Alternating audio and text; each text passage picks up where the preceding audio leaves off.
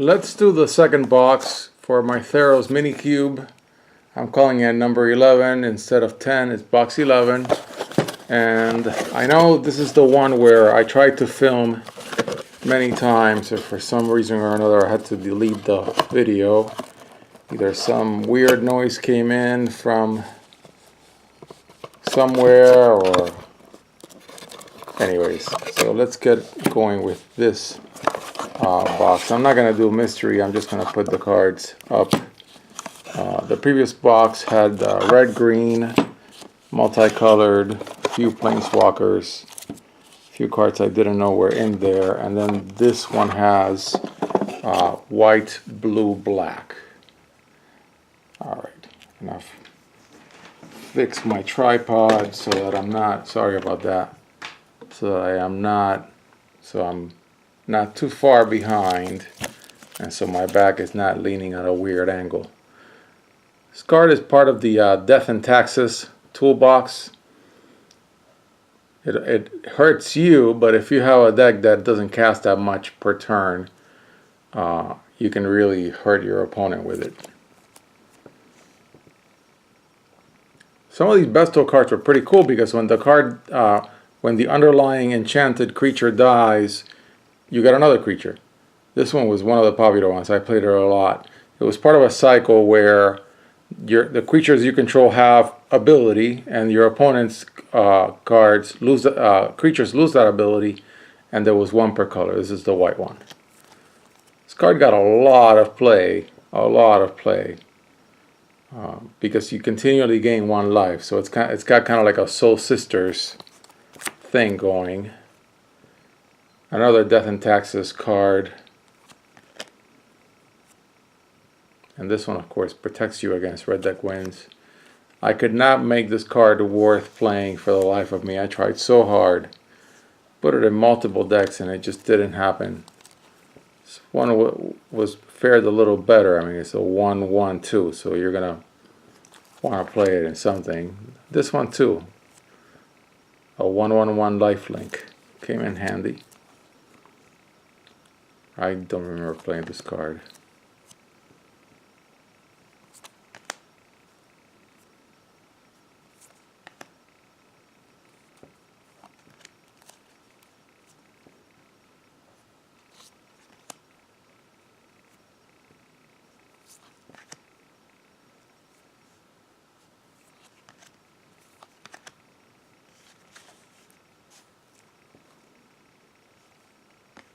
This is from that box of pre-release kits that I bought, the 5 of them from Journey into Nyx. I made some awesome pulls.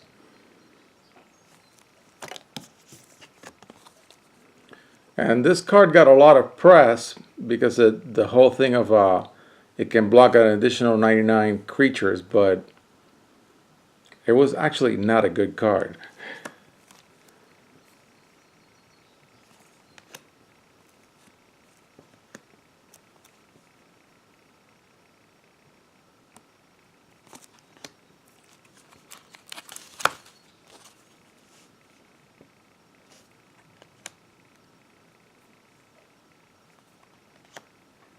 Then I put in a few cards from other sets with lots of devotion or just good cards that would go well in a mono white deck. And cards that cared about enchantments, of course, were candidates for putting in here.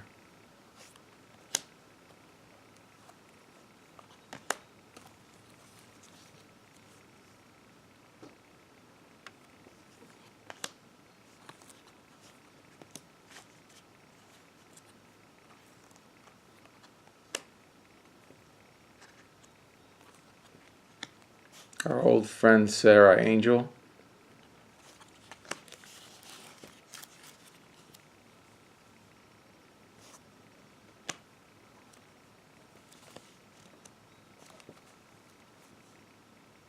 This card saw a lot of standard play. This one too.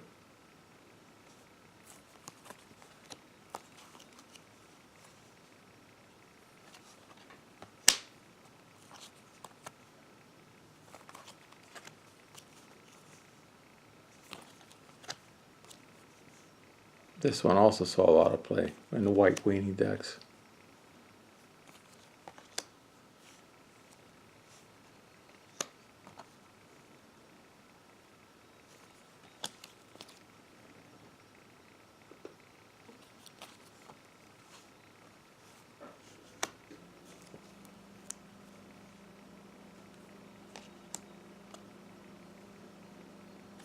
Had a black mana. This was a tie-in to Return to Ravnica.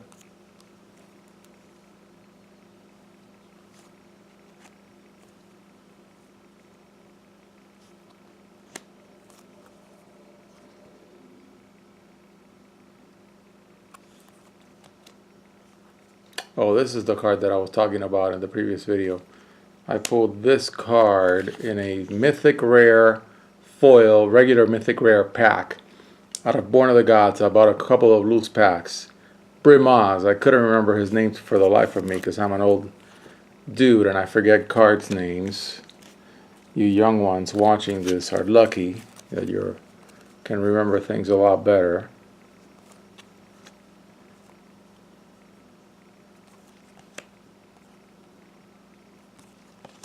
I love this card because it has flash. I never really was thrilled about flash because I never really played a lot of decks where I was using flash as a trick, but boy does that come in handy.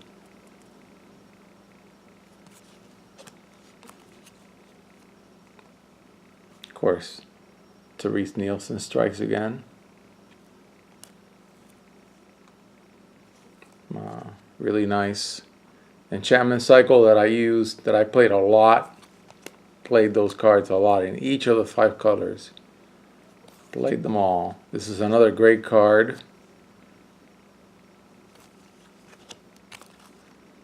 The Ordeals. These are the white. This is the white one.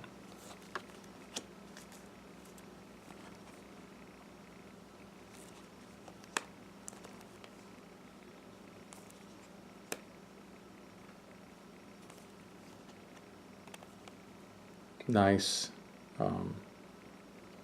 variant on pacifism as a 1-drop. That's really nice.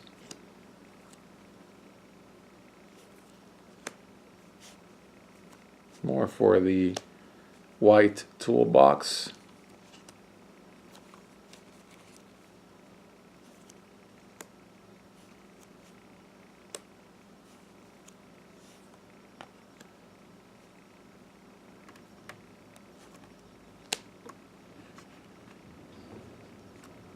Part of a cycle that they were all very heavy and all had like really strong effects.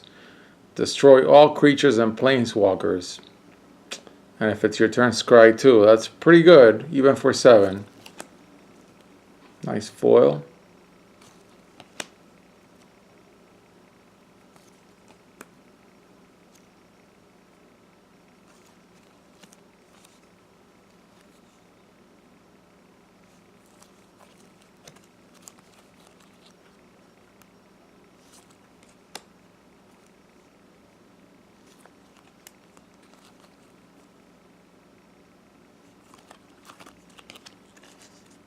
Let me see if I can squeeze in all of the other white cards in here.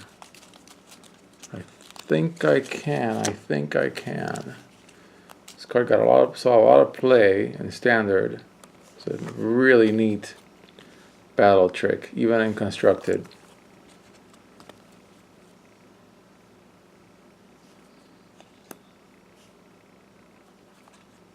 More cards from sets of around that time, or the time when this box was made.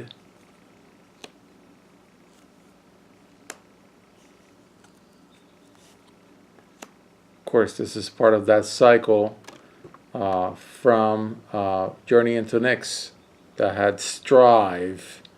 They were all very good, in my opinion. They were all really playable. Token, and there we go.